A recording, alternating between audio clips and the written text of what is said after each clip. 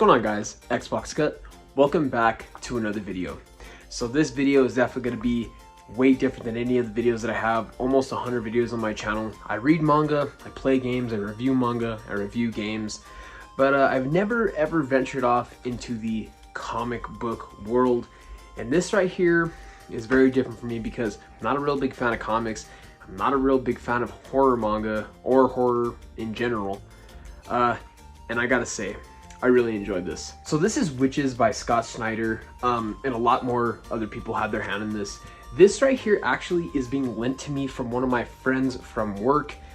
Come to find out that he likes reading comics a lot, and I told him that I like reading manga, and he thought he'd lent me one of his favorites, which was Witches by Scott Snyder. And yeah, man, I could definitely see why this is one of his favorites. People say that this is one of the best horror comics ever, and I don't think, to be honest, I don't think it lives up to something that is like the greatest horror manga ever, or horror comic ever rather. But I did really enjoy this. There's a lot of twists and turns and stuff like that.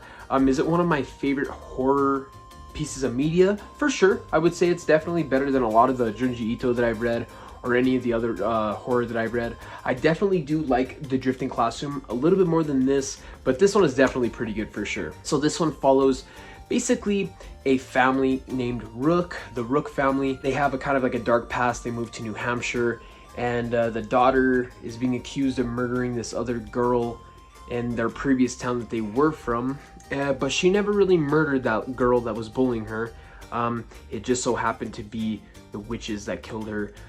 It's kind of a hard story to kind of follow because the way Scott Snyder presents it is a very kind of weird, like, he shows you the future, he shows you the past, and then the present, all within very short time spans.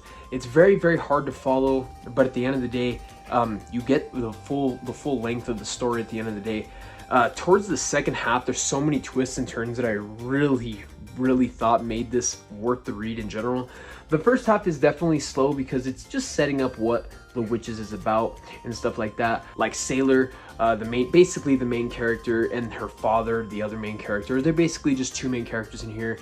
It follows them and their kind of horrors that go on in New Hampshire. And I don't really want to spoil it too much because this is such a good read, and I feel like everyone should just go out and read this themselves. It's only $10.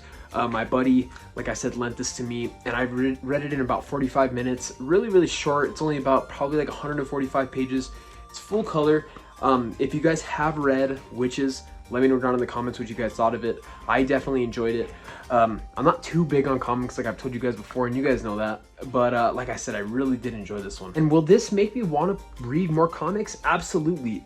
There's always a comic that I've wanted to get into, and it's called Invincible. I know there's 3 compendiums. I can never say that word right.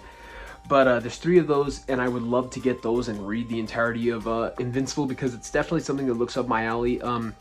It's just superheroes and gore. It sounds super fun. This one was really fun and really good. It's just definitely a nice change of pace from the monochrome that is manga to these nice colored panels and stuff like that. And the art is very different. It's very comic book-esque, I would say.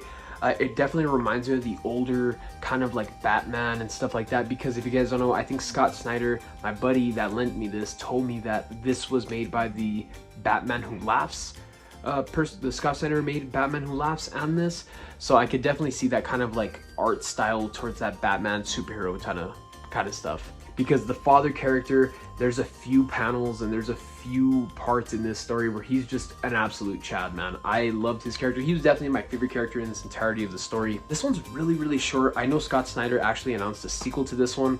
Like I said, I'm not a big comic guy, so I'm not too sure if that's even out or not, but I did thoroughly enjoy this.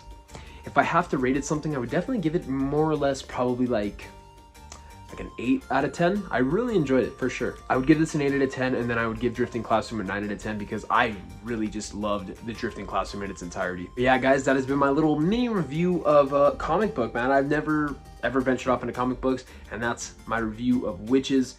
Thank you guys so much for watching. If you guys have read this, let me know down in the comment section.